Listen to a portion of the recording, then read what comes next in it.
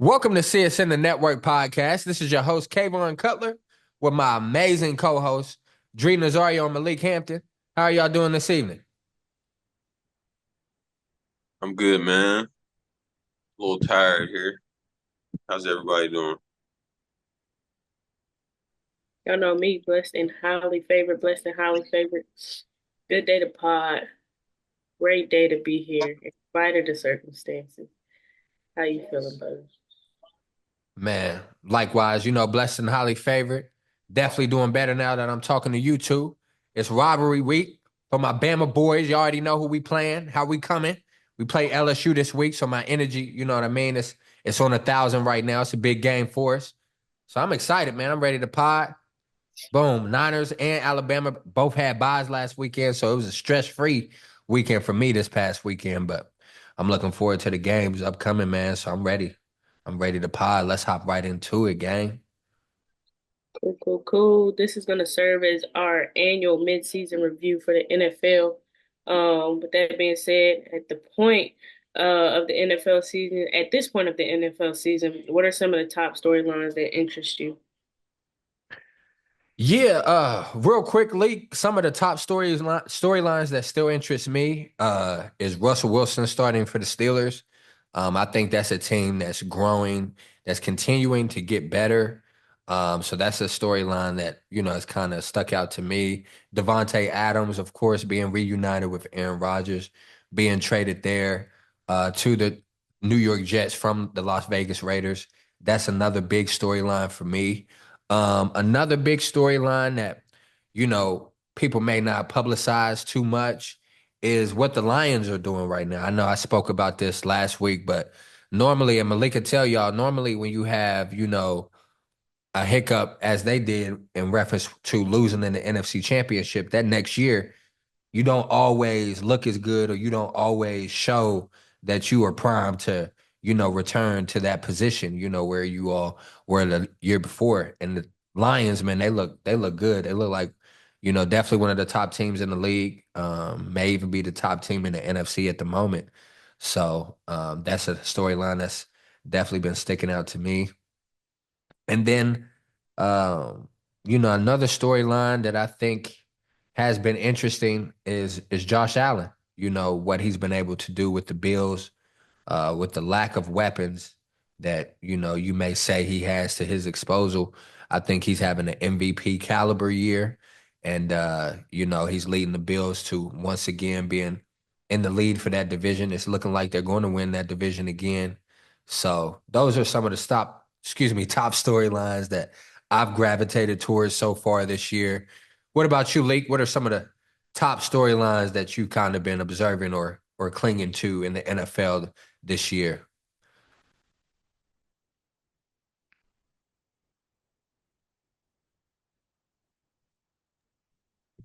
Um, for me, it's probably just been just quarterback play in general. We've had some benchings from Bryce Young to Anthony Richardson, you know, um, Will Levis, etc. We've quarterback play has always been a topic of conversation, but I think even more so now just because like I guess at the beginning of the year was so bad, and it's just, started this conversation or narrative about if the, league is actually interested in developing young QBs, or whether you should come in, after you've had some time under your belt, which I think every, football player should or athlete should, have some time under their belt. I get the rare cases where, your age lines up to where you can hit the draft early. But QB play has definitely been one. Probably the top one for me outside of my Rams. Secondly, um, probably the trade deadline. It just passed. Um, we had some pieces shuffled around. Zadarius Smith's going to the Lions. They were looking for a pass rusher. Washington has found themselves, truly being able to win their division. So they got rid of some of their picks because they had a bunch of picks going into next year anyway. So however many picks they gave up to get Lattimore, I know nothing was like a first or second. It was just good business move by them. Yeah, but that's probably the top two for me. Quarterback play all year. And the trades. Here within by the deadline. Uh, whether that was on trade deadline day or right before. Those are probably the top ones for me. Who do you all have for your CSN Player of the Week from this past Sunday's games? Man, real quick, Malik. Now this may sound, I don't know, funny to some, but I'm gonna give it to Patrick Mahomes. Um, just that drive he was able to lead in the fourth quarter and in overtime. I think, like I've said on the pod last week, man. Mahomes just keeps finding different ways to win. Not only is he, the best quarterback in the league, but he's showing proof that he's one of the best winners to ever grace the NFL. Just with the different ways he's able to win. That game the other night on Monday Night Football where the Kansas City Chiefs defeated the Tampa Bay Buccaneers 30-24 in overtime. That was a very good game, very defensive battle oriented game. And he still ended up with going 34 for 44, 291 yards, 3 touchdowns. I mean, the guy's just a great leader, a great player, man. We all know, Malik, you always have a chance when you have Patrick Mahomes, but just the different ways he finds to win the games. I'm not going to say like they're impossible to beat, but it's just like you really got to be to beat them. I feel like you really got to be on your A game that particular day, and you got to be playing like consistently.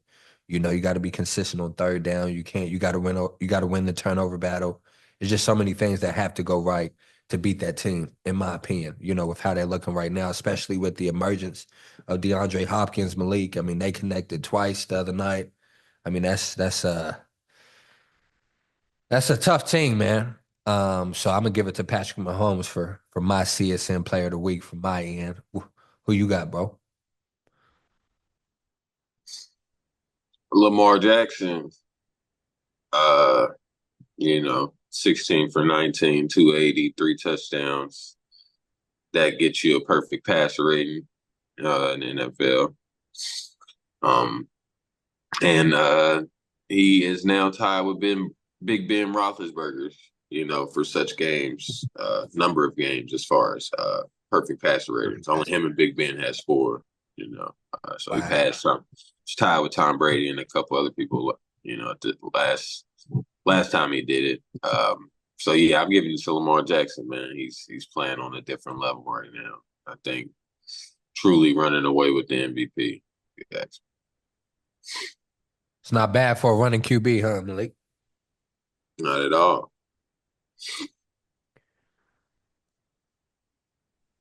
Updated power rankings for the NFL top five. I got mine's really quick is the Chiefs at 1, the Lions at 2, the Ravens at 3, the Steelers at 4, and the Commanders at 5. That'll be my top 5.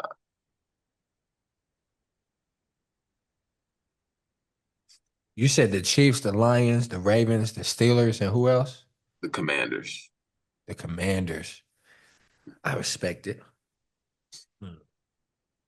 'Cause the Commanders do look good. Dang. Hmm. Yeah, Commanders look real good, bro. Yeah. I'm not gonna lie to y'all. This may sound crazy to some. Um, our top three match, but it's the last two that differs. I'm gonna go Chiefs, Lions, Ravens, Bills, and then I have Steelers number 5. I don't have the Commanders in my 5 or the Eagles. Now, respectfully, I do think the Commanders are a formidable team. I'm not the believer yet, though, Malik. Not a believer yet. This move that they just made to get Lattimore, that definitely lets me know that y'all taking the season serious and y'all are definitely positioning yourselves to contend and make a good deep playoff run. However, it's just hard to. That's a lot to put on a rookie quarterback, man. You asking him to play some great football going on in the second half of the season and into the playoffs. That's a lot to put on a young bull. You feel me? So that's why I don't have them in my top five. Literally the only reason, just because it's a young team. You know what I mean? Um, but they balling. O'Brien Robinson balling. Terry McLaurin. Oh my gosh! Don't let them get another receiver, man. Another formidable receiver. Then they really gonna be able to take off. But yeah, that's my five. Again, just to repeat, I got the Chiefs, Lions, Ravens, Bills, then the Steelers. Some might say, why the Steelers? Because the Steelers have a great defense. And with how, Russell Wilson is helping that offense look in the passing game with the addition of Mike Williams, Malik, I think that's going to help them tremendously. So that's my five, updated Power Five, top five power ranking. You know me, brother. I think Buffalo's just benefiting from playing an easy schedule. They Got you. got to play a couple division games like already. I think they've already played 3 or 4 division games. It's I, I don't think Buffalo's that good, to be honest with you. I think the same could be said about Buffalo personally. I think a lot of people put them there because of Josh Allen, but I don't think that they're playing better than the Commanders. Got you. Look what the Bills look like versus the Ravens versus what Jaden Daniels and them look like versus the Ravens. It's, Completely yeah. different game. Yeah, I think the Bills get the Josh Allen bump. Everybody expecting him to, take them over the edge, but I don't think they're a top 5 team right now, personally. That's why I didn't have them in there. I know a lot of people do have them in their top 5, but I think that's strictly a Josh Allen. But if you look at their schedule, bro, they haven't played anybody, bro, like at all. Got you.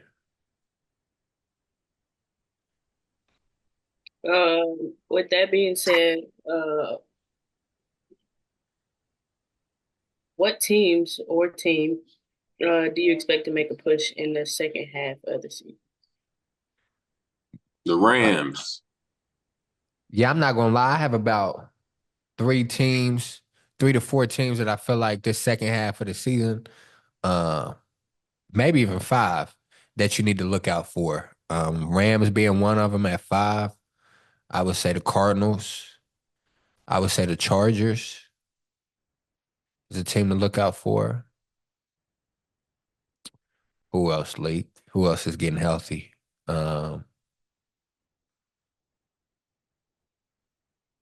my Niners. We just got C-Mac back. Dre Greenlaw is on his way coming back. I would throw my Niners in there. Who else? I'm forgetting somebody. I know I said 4. I thought you But said three. Okay, so you I spitting them went over. out. Yeah. But yeah, I definitely think all the aforementioned teams are primed to make a good run this second half of the season. It's going to be a battle in that NFC West with the Cardinals looking better than what Malik and I both anticipated. And I know Malik was, I love my brother. He's so optimistic about his teams, but no, the Rams do look good. Like y'all was about to cut Tre'Davious White before y'all traded him. That lets me know like y'all good on the defensive end. You know what I mean? Because we already know how nice Trey White used to be. You feel me? So for y'all to have the willingness to cut him, like we good. This lets me know like, oh shoot, y'all got y'all's receivers back. Matthew Stafford's been consistent all year. I should have picked him up in fantasy a couple weeks ago when I had the opportunity. Kind of kicking myself about that, but yeah, those are the 4 teams I would say are primed to really make some noise here in the second half of the season. What you think, League City? for me, um, it'd be, just the whole NFC West down the stretch. It's a tight race, you know. So I'd say keep an eye out on all the NFC West teams. Um, and the Buccaneers, man, they lost, some of their weapons, but Baker Mayfield is playing really, really good football. And I think if he keeps it up, you know, uh, I think they'll be able to, get into the playoffs. it'll just be interesting to see if he can continue to play this way without having his main targets out there, distributing the ball the way he is. But yeah, that'd be for me. The whole NFC West, uh, the Buccaneers. I'd love to see how that ends. Yeah, see, I'm with you on the Buccaneers definitely being a formidable team. They're in a unique stretch right now because they're 4-5. Now, I do think they're the best team in their division, but Exactly. their record doesn't show that. You feel me? Because the Falcons are 6-3 right now, so they got what a 2-game lead on them boys. So uh, definitely gonna have to tighten up on the second half of the season to secure some wins if they want to win the division and have a better excuse me, in the NFC playoffs. So Yeah, they've lost a few nail biters, man. They could have easily beat the Chiefs the other, easily. you know, without his top weapon. So that's why I say I'm interested in the Bucks. Just Baker's playing so good, and I don't, with his weapons there, I think it'd be a no brainer. That they'd run off at least either the division or lock up one of those wild card spots. But that's what I'm saying. I want to see what he does. Baker's been playing good though. Shout out to Baker Mayfield. Word.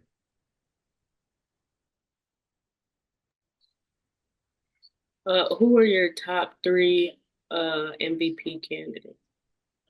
Real quick, Lake, Lamar Jack, Derrick Henry, Josh Allen.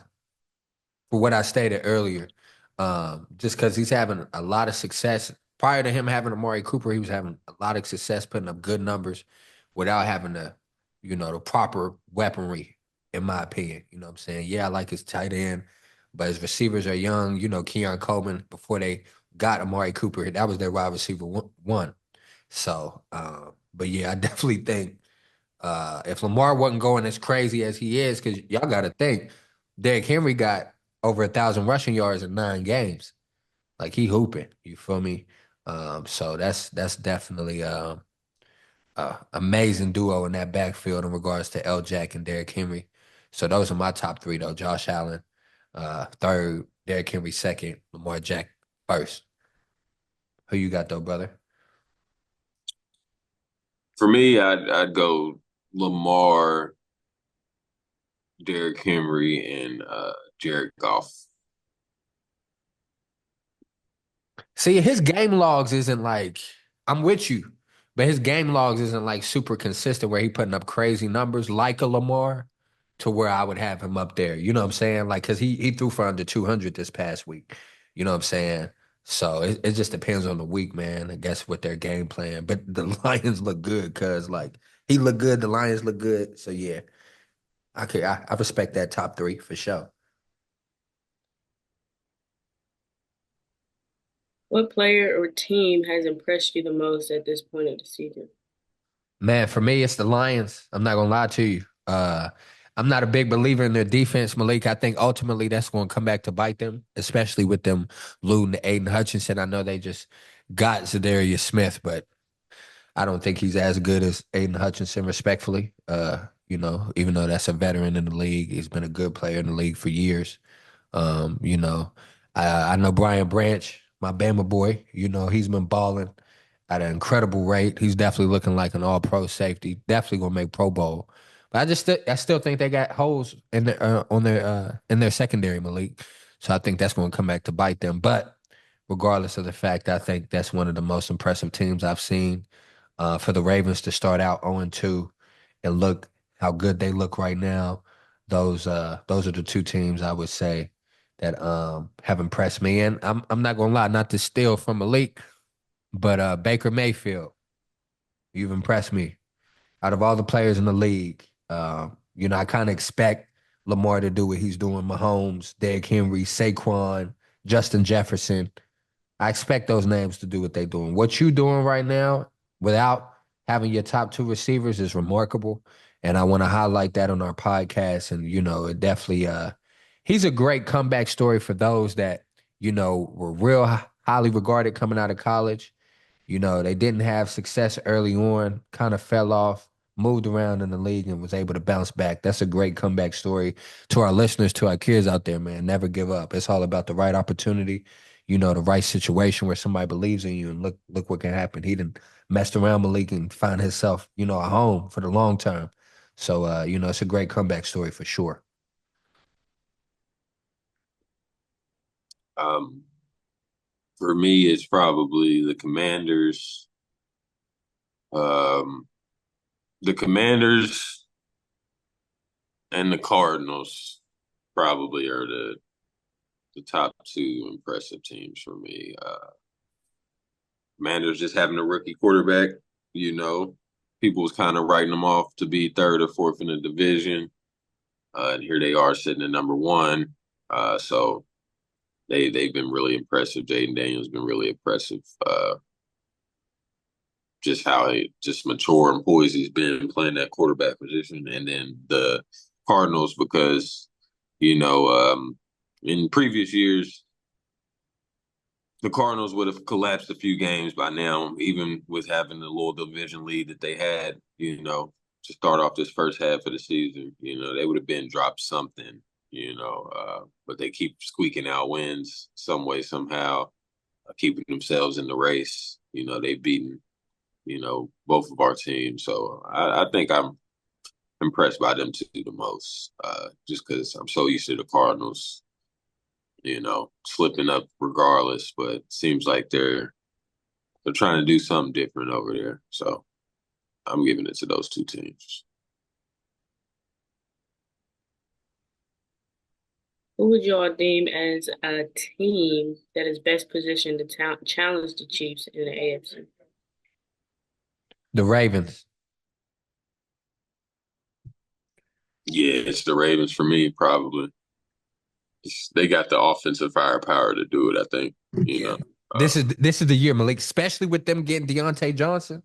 Let me tell you something, Malik. I'm real high on Deontay. I know some Pittsburgh fans may not be. I think Deontay nice. I think he's a good route runner. I love his release game. I think he can get separation. If you look at the secondary analytics, he's always been a good player in regards to creating separation. So I would say the Ravens, man. I think this is the year that they could clip them, Malik. Hot take. First crazy hot take I've stated in a minute. I feel like this is the year where they can clip the Chiefs, despite how good the Chiefs look. I know what I just said, but they got the running game to do it. And now he got the weapons on the outside. Because look, forget Mark Andrews for a second. Isaiah Likely, he cold, Malik. He cold, bro. You got Zay Flowers hooping in the slot. You know what I mean? Rashad Bateman, Deontay Johnson on the outside, man. Yeah, so I think it's the Ravens for sure. Now it's time for our overreaction. What's today? Wednesday. Hot takes, true, false. So, we switched it up a little bit. Um, First on the docket, we got Josh Allen should win MVP over Lamar Jackson. False. False. However, he is balling. That's false though. Derrick Henry should win Offensive Player of the Year. It's true. That's true. If Lamar wins MVP. Yeah. That would I could see that because we gotta acknowledge what he's doing, especially if he rushed for 2,000. If he rushed for 2,000, I'm gonna have some disrespectful takes up here. If he has another 2,000 season, I'm gonna have some disrespectful takes up here. So I'm just forewarning y'all. TJ Watt is the best defensive player in the NFL. True. I like Max Crosby is probably my favorite defensive player, but I think TJ Watt's probably the best defensive player. I'm gonna say false, Malik. I'm gonna say Fred Warner. Oh no, you just talking. Oh, dad, why? Why am I just talking? Because I said Fred, All Pro Fred. Bruh. You just talking. Justin Jefferson is officially the best receiver in the league. That's true. Man, I love Tay. Hey, Lee. Ain't no arguments now. Any quarterback you throw back there, bro, he hooping. You know what I'm saying? I think he's a better route runner than Tyreek Hill. I have a theory about Tyreek, but I'm not going to say it right now. I think Tyreek is an amazing player, though. But yes, I think Justin Jefferson is a better receiver than he is. 100%. With the Steelers' additions, that they made at the trade deadline, are they primed to win the AFC North? That's not a true or false question. But I mean, I think they can win it. I know don't them and the Ravens got the same record? They both got two losses, I think. Now the Uh, Ravens got 3 losses. do they got three losses? Who they lose to? They lost to the Raiders and the Bengals and the Chiefs. They lost to the Chiefs week one. The Raiders and not even the Bengals, the Browns. I'm sorry, Raiders, Browns, Chiefs. Yeah, I mean, I think Pittsburgh can win it. You know, uh, that's just going to be a tough out every week for somebody. Defensively because of TJ Watt. Yeah, I don't think that's false. I think that's true. They can definitely win the AFC North. Will they though? I mean, they can. I don't know if they will or not, but I mean, they got the lead right now. I think I say they will, but I still stand by my stance that I stated earlier that Baltimore is still primed to beat Kansas City. But just to run through it with y'all, these are the Steelers' remaining opponents. This upcoming Sunday, they play the Commanders. Then they play the Ravens. Then they play the Browns. Then they play the Bengals. Then they play the Browns again. Then they play the Eagles. Then they play the Ravens again. Then they play the Chiefs. And then they play the Bengals. Yeah. Tough ending schedule, Yes, actually. it is. Yes, it is. A lot of division games. So yeah, they'll have some battles down the stretch. I could see them beating the Browns maybe twice. The Bengals, one of those games. And I could see them splitting with the Ravens, one of those games. I could see them being 10-7. I don't know if that's enough to get you that number 1 spot in the division, though. We'll see. 2 wins against the Browns, one splitting one with the Bengals, splitting one with the Ravens. Yeah, 4 wins, 10 wins total. So we'll see what happens. that's all I have for NFL football. You got any readiness before we move on to college football? Well, I did want to pose this question to Malik. I know we're gonna do our, CSN Pick Six segment, but is there any like key games that you looking forward to this upcoming weekend? Any key matchups that you see that you feel like that would be a good game, similar to, the Lions and Packers this past Sunday? Like, for example, I think the Sunday night game coming up this weekend in the NFL, I think that's going to be a good game. Um, Bengals Ravens play Thursday tomorrow. night, Yeah. yeah, that's going to be tough. Yes, that's going to be tough. And then y'all got a tough Monday night game. Y'all should beat them, but y'all play the Dolphins. The Texans. The reason why I said the Sunday night game because the Lions play the Texans on Sunday night. I really think that's going to be a really good game. Definitely going to tune into that. And yeah, Commanders and Steelers.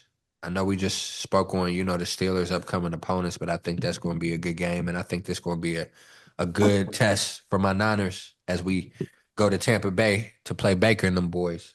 So that's a tough defense led by a very seasoned coach. So Cool, cool, cool. Moving on to NCAA football. There were a bunch of upsets last weekend where things have opened up for the Big 12. Will Colorado win that conference? Malik, this is the best opportunity they got. The best opportunity they got right here, right now. Will they win it? I don't know if they'll win it. They got a shot. To be honest with you, I gotta check to see if because I still think they need somebody to lose again. I know they got the same record as Kansas State, but Kansas State has a head-to-head over them. And Iowa State still they're undefeated still, right? No, So sir. They got one they loss. lose. Yeah. Actually, so they'll need another loss somewhere to even get in the Big 12 championship. Uh, so I can't say that that's, I can't say that they're going to win the Big 12 because I don't even know if they'll actually get into the championship game. You Word. know, They play Texas Tech this week. You that's the already know trap game, bro. Like a lot of people ain't 100% talking about it, but like that game this week will be a trap game for them. for sure. And Malik is weird. You want to know who number one in the Big 12? I know you know before our listeners. It's BYU. BYU is still undefeated. So okay, so yeah, so they got three teams ahead of them then. Nah, well, They're they third in the conference standings because it's BYU undefeated, ISU, so Iowa State, one loss, Colorado, tied for third. They got the correct. same record as Kansas State, but Kansas State has a head-to-head over them. That's what I'm saying. So they're giving them the tiebreaker over Kansas State, or is that just how they just got it sitting there like they're tied for third? So right now they got Iowa State and Colorado got the same record in the Big 12, but Kansas State got two losses in the Big 12. So I'm thinking that's why they got them ranked above Kansas State because in the Oh, okay. conference, So yeah, conference. You're right. Okay, so they only got one conference loss, Colorado, correct. and that's to Yep. Kansas State. Okay, so yeah, they just need one more slip up to get in there. Sounds like, um, which it's the door's wide open for. I mean, I just got to see them get in there. I think if they get in there, they got a shot. But they got to make it. They got to make it there, and they still got to take care of some more business to get in there. So I can't say that they're going to win it. But like Just I think the reason why people are kind of, mindful of them potentially winning it because they got a favorable schedule. If they could get past Texas Tech, and that's like we stated, that's a away game too. So you talking about a trap game? They playing away, right? But after that, they host Utah. After that, they go to Kansas. Kansas trash this year, and after that, we both thought Oklahoma State was going to be better. They finished the season hosting Oklahoma State. So if they could beat Texas Tech, they got a chance to run the table. You see, now as good as Dion and them is playing, bruh, and we gave them props. I can't even with that remaining schedule. The only ones that I can guarantee a win that they probably going to be is Oklahoma State that you just named. I know Utah hasn't been playing the best, but they play a different type of football. They play Yep. football kind of like Kansas State, kind of like Nebraska. They're gonna try and take it to them physically. So the only one that I would, while it is favorable, the only one I really would pencil in is Oklahoma State. That's been probably one of the biggest surprises. Yes. In the whole nation. I didn't know their quarterback situation was that bad because they had a lot coming back with Ollie. Yes. So for them to be that bad, but yeah, I mean, Colorado's right where they want to be. To be honest with you, it's still. I think they'll be able to get into the Big 12 championship game. I think it'll somehow play out for them to be able to get in. Will they win it though? I'm not sure. To be honest with you, I'm just not sure. You know, we'll see. We're gonna preview a couple key matchups that we have going on in college football. First up, we got number 3 Georgia at number 11 Ole Miss. Big Number game. number 16, Ole Miss, excuse me. Number Um 16 Ole Miss. Excuse my typewriter. uh but I do think Georgia's gonna win, Malik, but you always gotta be mindful for Ole Miss. I always respect um the offensive mind of Lane Kiffin, Coach Kiffin. And you can't give Ole Miss too many chances. The reason why I say that is because Carson Beck already has 11 interceptions. It seems like these primetime game Malik's he's like throwing multiple interceptions. If he does that against Ole Miss, who knows how that game will go, especially because they traveling to Ole Miss too. So you don't want to give them boys, any momentum, do them any extra favors. You dig? So I do think Georgia's going to win, but it'll be interesting to see, how the quarterback play is that particular game. Because, like I said, in primetime games, it seems like Carson Beck is prone to have turnovers, and that's somebody coming into the season was high on draft boards. I'm not trying to throw salt or bring his name down or anything, but just what he's put on film this year, Malik, he can't be one of the top quarterbacks still. You know what I'm saying? So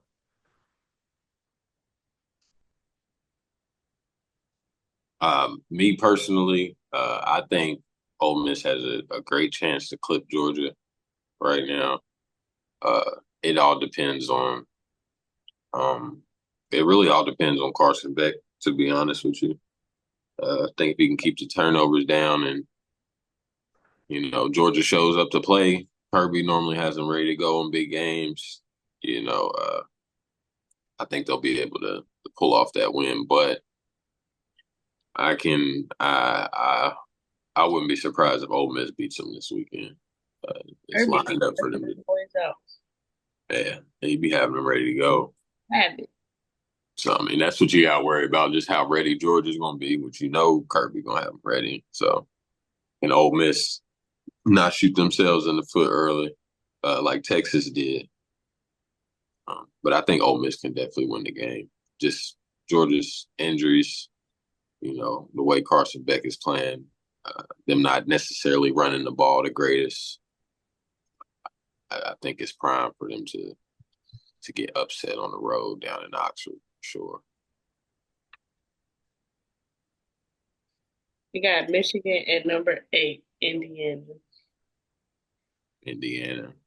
I'm gonna take Indiana in that game. Michigan just don't got an offense. If Michigan had an offense, I'd take Michigan. But they don't have an offense, so yeah, I'm taking Indiana. Number 11, Alabama. Signetti. Oh, go ahead. Nah, that's their coach's name. His last name is Signetti. I was just saying, shout out to Signetti. Where he come from the Saban coaching tree. Gotcha, gotcha. Saban used to coach for his dad, bro. It's crazy. Number 11, Alabama at number 15, LSU. Man, we got a great opportunity here to save our season. If we lose, it's probably a wrap for the playoffs, Malik. Wouldn't you think that'd be safe to say? You know what I'm saying? With 3 L's, Absolutely. That Vandy L hurts. hurts big time. So we played well defensively against Tennessee. We both coming off buys. What I'm looking for in this game, we can't judge off past games, right? Uh, but in the passing games on third down, I need Jalen Milroe to be super efficient. I need him to be accurate. I need him to really lock in on the moment, keep his composure, settle and make the proper throws. I think in certain games, he's either not looking at Ryan Williams enough or he's looking at him too much. And then in certain games when what I've noticed about him, like when he feels pressure or when he might feel overwhelmed, he doesn't settle his feet, Malik, which causes him to make inaccurate throws. So what I'm expecting from him is just to continue to show that he has been improving, A, on reading defenses, on B, on how to attack defenses. We got to shore up third down, man. But I think we will win this game. I know LSU is coming off being hot because they just lost to Texas A&M, but I think we have a great opportunity, like I said, to save our season, and I think we will. It is in LSU. It's not at home, so it's definitely going to be a tough game. But I think we can go to Death Valley and you know secure that dub like we have been in the past decade, man. Y'all have only beat us once. Speaking of LSU, so y'all can't get too cocky or comfortable. Y'all know the vibes when we come through. So that's my take on it, though. Yeah, I like Alabama in that game. Uh, like Kay said, they're probably more destined. I mean, I think I say more desperate, uh, just based off of, this could be it for their season. But, Ole Miss could do, I mean, not Ole Miss, but LSU could do something good for their season as well, picking up a win, so it'll be a battle, but I think the board will have Alabama ready to play more. But I think it should be a good game just based off of, the implications of it. If you got true playoff, aspirations, both sitting at 6-2. Y'all both kind of need this one. So uh, I'm taking Alabama though on the road. If it was at Tuscaloosa, I'd be even a little bit more confident. But night game in Death Valley, it's gonna be tough for sure. Who do you all have as your current favorite for the Heisman? Right now, for me, it's probably Dylan Gabriel. Um, I'd go the way I had it. Dylan Gabriel. Uh, I still might have Genty ahead of Travis, but I still think that's the top three. Dylan Gabriel, Travis Hunter, and Ashton Genty from Boise State. But I think Dylan Gabriel's the leader right now. Oregon's playing great football and they're getting better. For sure, and I agree with that. So I do want to answer the question.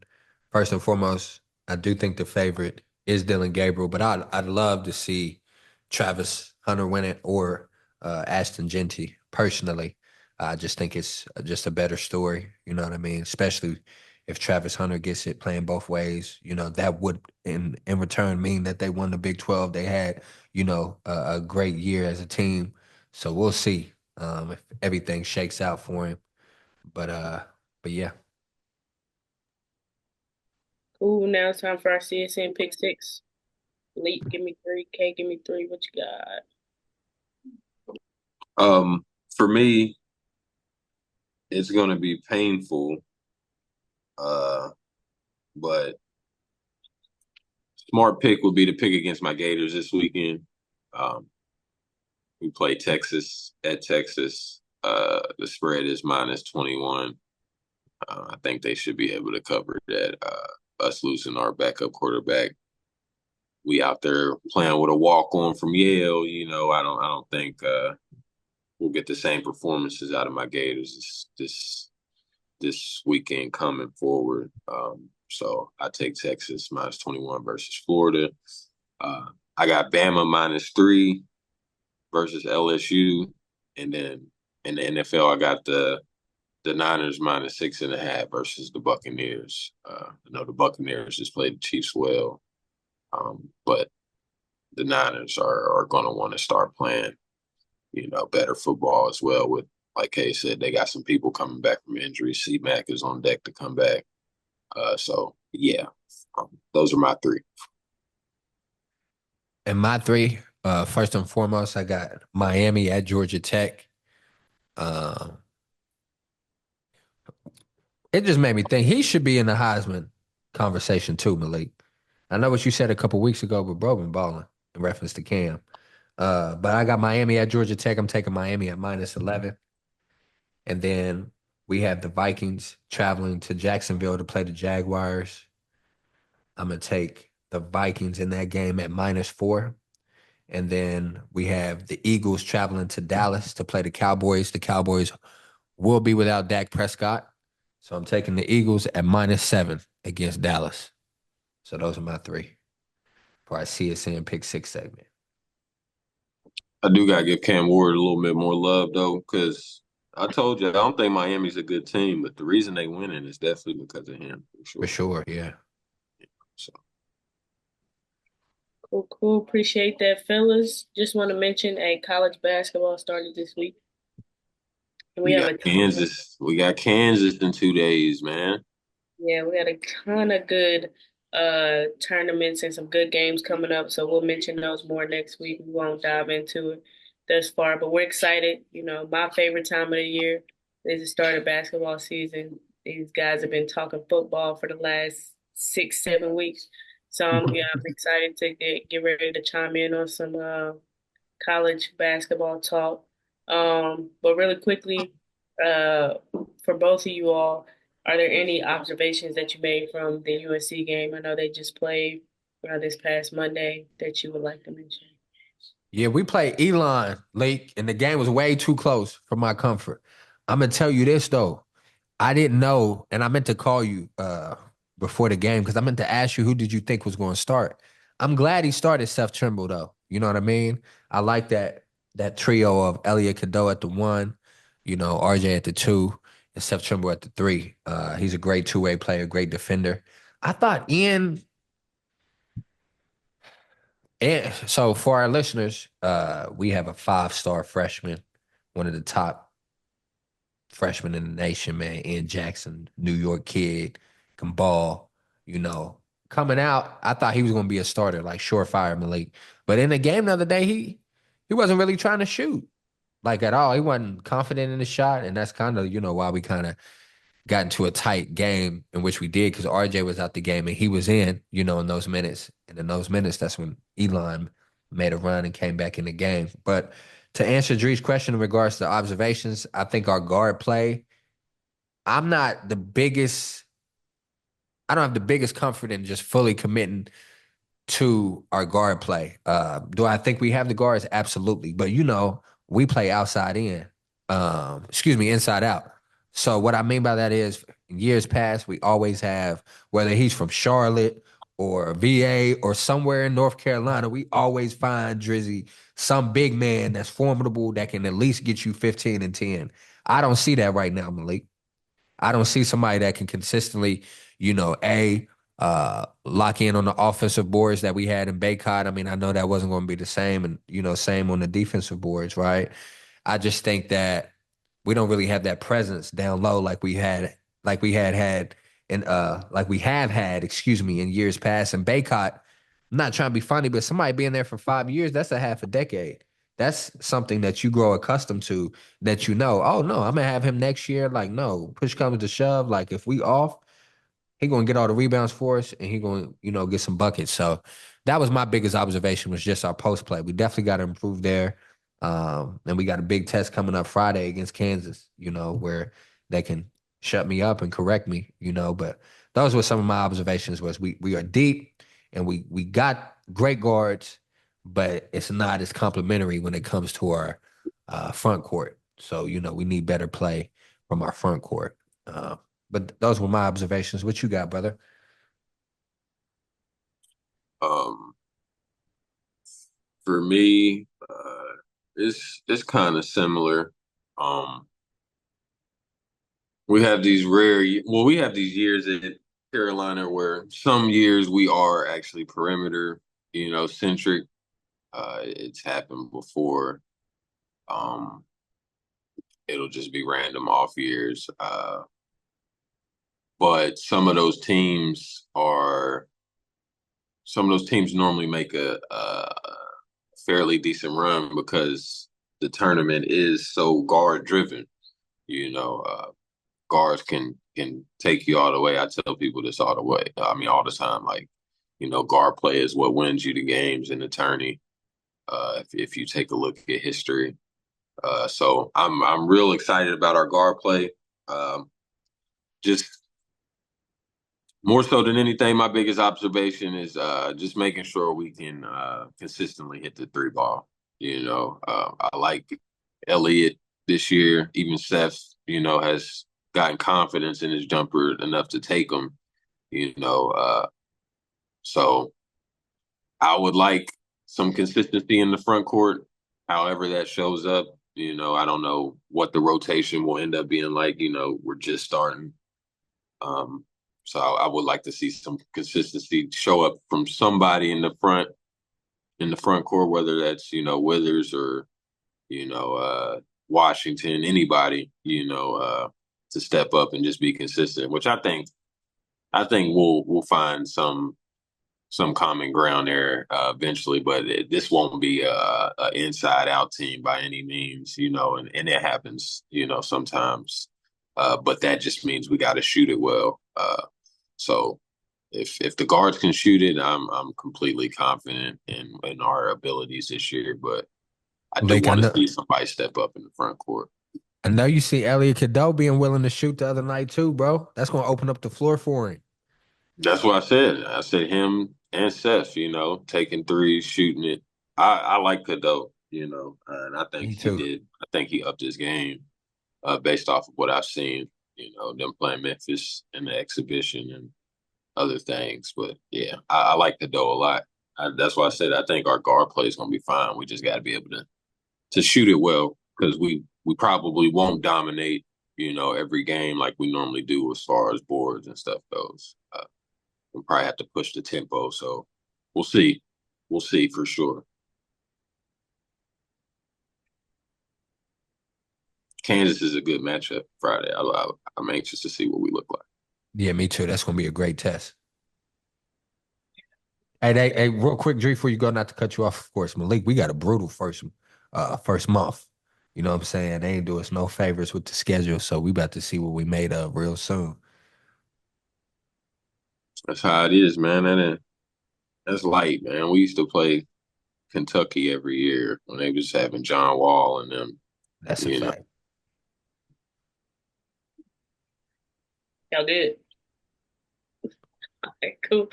Just to mention some quick teams and names that we're looking forward to seeing on the women's side. Of course, you have South Carolina, UConn, USC, Notre Dame, um, UCLA, LSU. The top teams are going to be the top teams again. I think they're going to get shuffled around a bit. I think the talent is spread out. Each top team has a big 2 to 3. So for South Carolina, they got Malaysia Fulwali. Can't remember the other little guard's name. They have also Ashley, the girl that can dunk. She'll be back. She gets to play. She got her suspension lifted. So she's back with the team now. LSU, they got Flage, and they have another forward. UCLA has a 1-2 punch. USC obviously has Juju and Kiki, so they have a 1-2 punch. I will say for USC, what I'm a little bit concerned about is, and don't get me wrong, Bleak, do not jump down my throat right now, but it's just a quick observation. Juju is a ball stopper. So I'm interested to see how she plays with other people who are just as good as her. So that'd be something I'm gonna keep my eye on. I'm interested to watch. And she almost plays like Melo, um, where she has to have the ball in her hand and she's gonna dribble, blah blah blah. So I'll be interested to see how that works out. But they look good. They look pretty decent. Ole Miss played them pretty close, but Ole Miss is good also. Um, them, of course, UConn. They got Ozzy back, Page. So they'll be great. I say UCLA. They got 1-2 punch. Notre Dame. They're two guards. They'll be lights out. So it'll be a lot of good basketball. Glad that it's back. I'm actually pretty upset. I have to fly out on Sunday, but NC State and South Carolina actually playing in Charlotte this Sunday, and I was hoping to catch it, but I won't be able to hit the road again. But yeah, even NC State, they got their two guards back, and they went deep run in the playoffs or in the tournament. They made it to the Final Four, so they'll be good as well. I think they are top 10 in the country right now. So we shall see.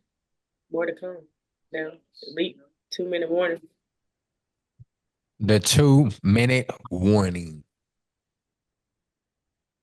Um, the 2 minute warning this week um, is it's about I wanted to do it about,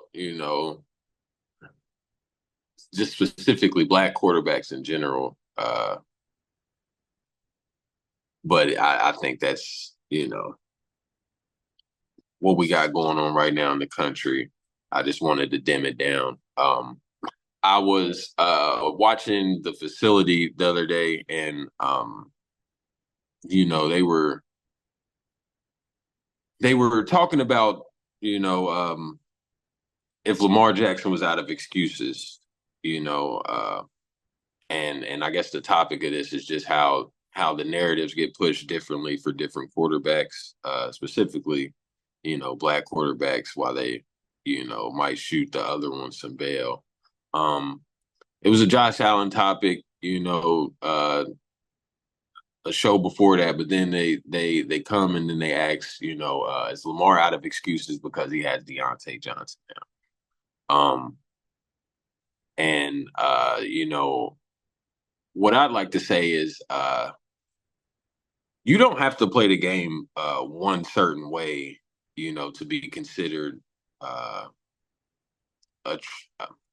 I don't know if I want to say traditional player at that position or consider playing that position the way they intended for it to be played, the way that they set them up and made when they made the game of football. Uh Lamar Jackson has never made an excuse. Lamar Jackson has only come to the podium and taken blame, when they lose. He's only said his only interest is winning a championship. He never said like he's chasing MVPs. He's never cared that people might not respect his regular season because of his postseason shortcomings. And I just I wish that narrative would stop for some of our QBs. I'm not the biggest Jalen Hurts fan, but even him, he gets some unfair criticism, and he does nothing but win games. You never hear Jalen Hurts get up to the podium, and take the blame off of himself, or try to place it anywhere else. He only talks about winning, Um, I just think that other quarterbacks get shot bail where some other quarterbacks are they're thrown to the wolves every week, if I might, say it in better terms. They've got these barriers around them that they got to overcome, but certain other quarterbacks don't get those type of things. Like I'm still talking about the facility, and this was still centered around Lamar Jackson. You know, they were comparing him and Josh Allen on one of their shows recently as well, and they were saying, that it's just unfair to compare him and Josh Allen, this season because Josh Allen doesn't have the weapons, you know.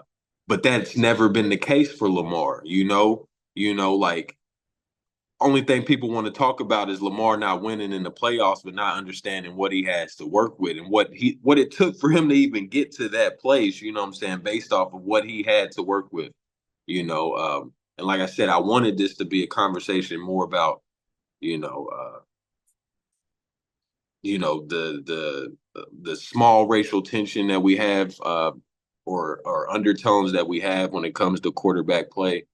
But I really wanted to, highlight where it came from, and really make it, centered around Lamar Jackson, just based off of some of these narratives that I'm hearing. Uh, Man, these guys are great quarterbacks. Even the ones that I'm saying are getting shot bail, I feel like they might get shot down unfairly as well. Don't get me wrong.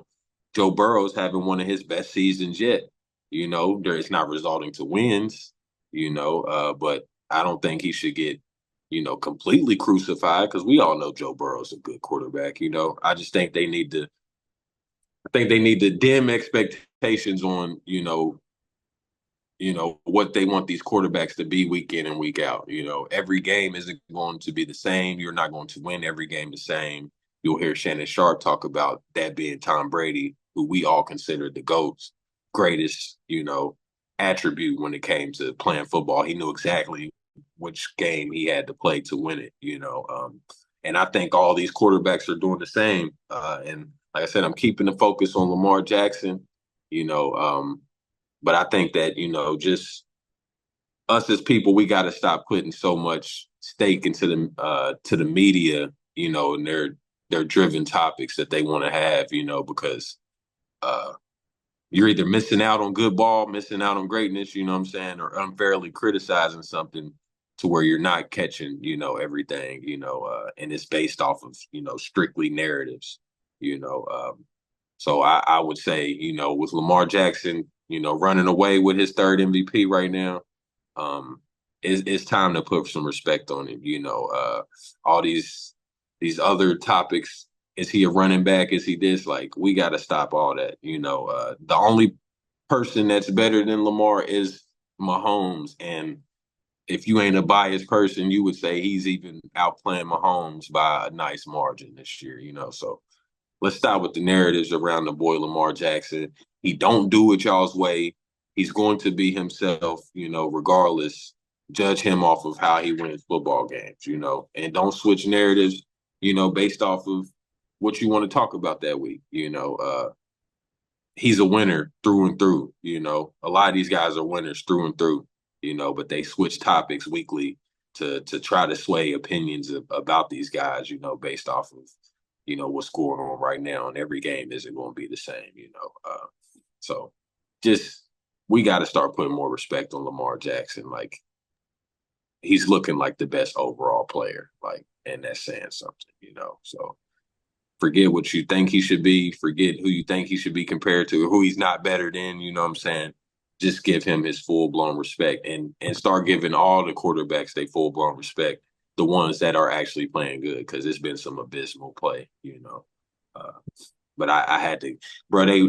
I had to get that one off because, bro, I found myself writing comments on the YouTube page for the facility, man. Like, it was just some of the topics that they was. It was just like, how is this a topic? Like, they legit.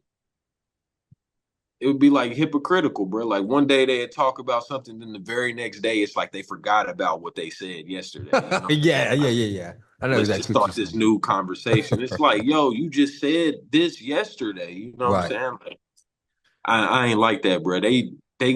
Bro, how they talk about Lamar and how they center their show around like Lamar topics. And I know it's because the fans giving them engagement, in the comments and stuff like that, so they gonna continue to ride whatever's driving the ratings, but But still, yeah. bro, that's supposed to be credible sources up there. They're supposed to be all dudes that played in the league. You know what I'm saying? Like, so when I be seeing them topics and hearing them, I be like, bro, like, how have y'all all played in the league? You know what I'm saying? And this is the narratives we are sitting Right. here trying to push. Like, it doesn't make sense to me.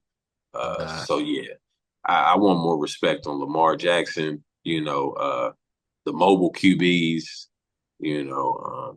All that. I want respect. I want more respect on it because quarterback ain't an easy position to play. So for you to master it and be able to lead a franchise, that says something. That says, like, you got a little bit of something. 100%. So, but no, I'm with you. I'm glad you said it. You know what I mean? I mean, I feel like black quarterbacks always kind of been, fronted on in the NFL. Let's just call a spade a spade. That's why I said it's a deeper topic, bro. That's why I said I wasn't trying to spread it too crazy because that would have Mhm. really went crazy because now we got to talk about the history, you know what I'm saying, and really open up people's eyes about Yeah. what's really going on. But we I'm done with that Lamar Jackson talk, bro. Like, Oh yeah, it's a wrap. Nah, he it just official. put this yeah, this is we're talking Hall of Famer right here. You know what I'm saying? Like, And he converted me like he he top two. You know what I mean? But remember at the beginning, I was telling you Joe Burrow, no argument. Now and you it's see me shout out Joe Burrow. Like, a lot of people in Joe Burrow's head, you know what I'm saying? And while I have been one of the people that has said, he's getting a lot of credit for his run some years ago, Joe Burrow's still a good quarterback, bro, year in and year out, bro. year Like, in and year out. Yep. you don't I that's want to say not he currently leads the league in passing touchdowns, I think. yeah. So Bro, Joe Burrow's having one of his best seasons. Like, they're yeah, just not winning games, bro. exactly. So it looks different for sure. But but yeah, man, definitely looking to this. Looking forward to a weekend full with football and basketball. Because our Tar Heels also play on Friday, so gives me something to look forward to on Friday, Saturday, and Sunday. Being able to witness all my squads, man. Um, but yeah, that was late. Closing out the show with the 2 minute warning. It's your boy K. We with Drizzy. Again, shout out to Leak the God, and we out, man. Peace and blessings. Peace.